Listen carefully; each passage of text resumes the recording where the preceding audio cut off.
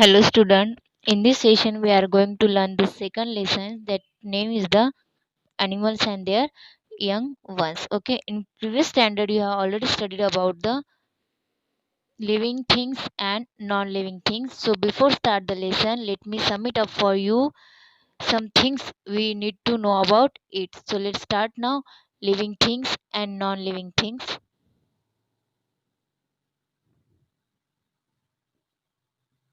Living things and non-living things.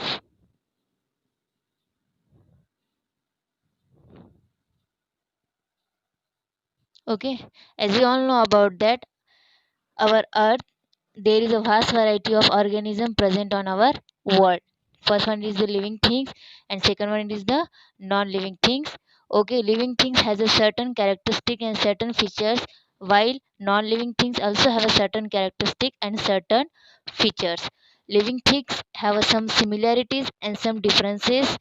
That's why it with the help of these features we can able to identify these are the living things.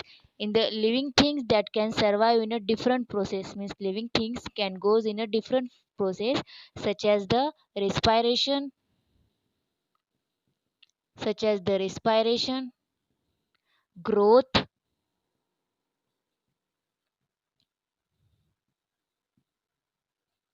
reproduction,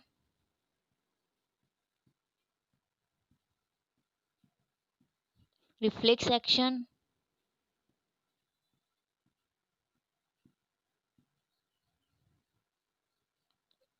reflex action. Okay, these are the certain characteristic or certain features of living things. While this characteristic does not show the living things, that living things are known as the this certain characteristic do not show such a things, that is called as the non living things. Now did you make any differences between both of them? So we can able to identify living things have a certain features: respiration, growth, reproduction and reflex action. But while non-living things does not show the such a characteristic. So in this living things we are going to learn about today the reproduction means giving animal to their young ones. Okay, reproduction means it is the process it is the process in which in which living things living things in which living things generates a new living things generates a new living things by itself generates a new living things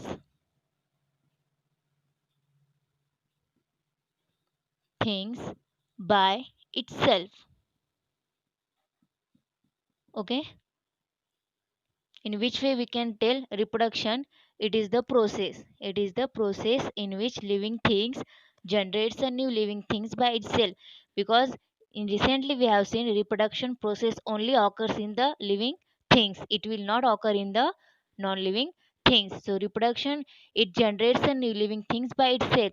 Example, we can tell human, animals and birds. Because human also gives their young ones called as the babies, and that all babies are resembled to like the humans. Okay, that's why we are able to find that the humans babies, the birds babies, the animals babies. Okay, this reproduction occurs in a two process. First one, it is the viviparous,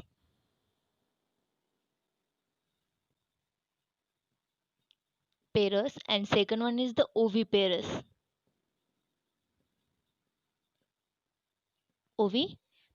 Okay, reproduction occurs in only living things, and it includes in the two process, viviparous and oviparous. Viviparous means like humans and animals means we can tell give baby to their young ones, give baby to their young ones.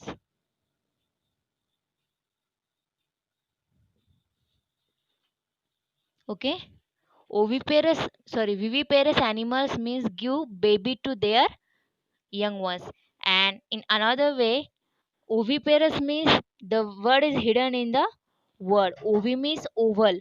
Ovi means oval, and oval it is the eggs, means laying eggs. Laying eggs is called as the oviparous. Okay, viviparous include we human also, and animals also include the viviparous, because they give the birth to their young ones, means resembles like it. Oviparous means laying eggs. Laying eggs, what the birds laying eggs, and that babies are hatched out from the eggs and they convert into the birds. Viviparous means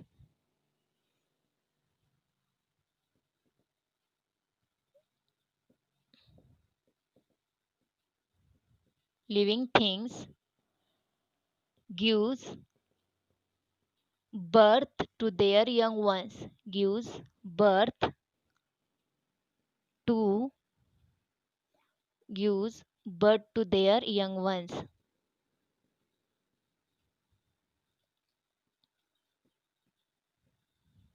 Ones. Viviparous means living things gives birth to their young ones. Viviparous in one word substitute, it is also called as the mammals. It is also called as the mammals. Mammals also give to their young ones and they feed the milk. Now, second one, it is the oviparous.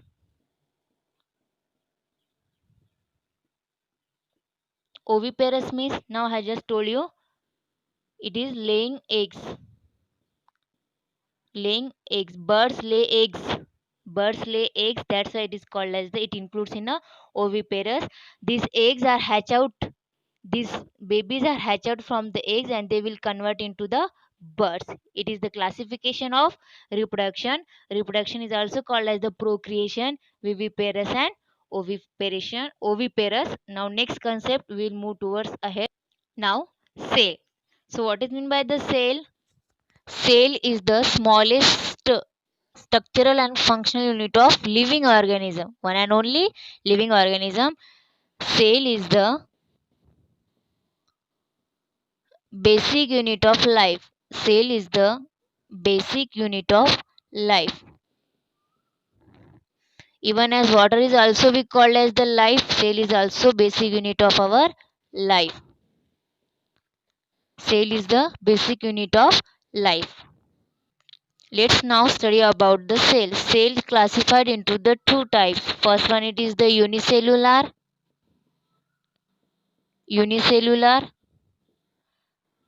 and second one is the multicellular. First of all, we are going to learn about the unicellular.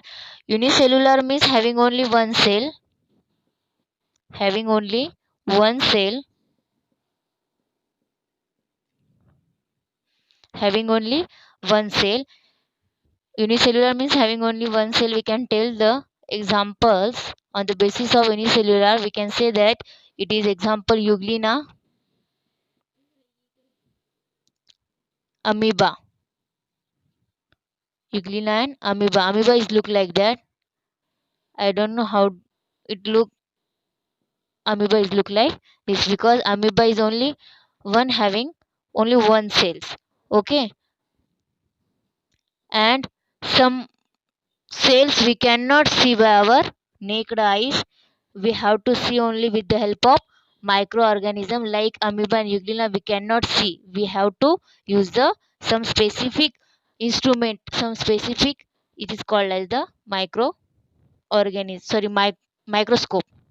Now, second one, it is the multicellular.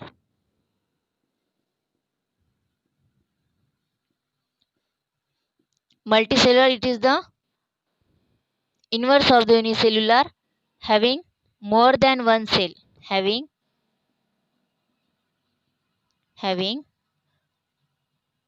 more than one cell.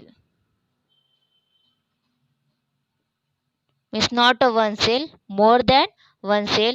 Example, we also human, animals and birds. Human, animals and birds. I hope you might have understood it. So let's now move ahead.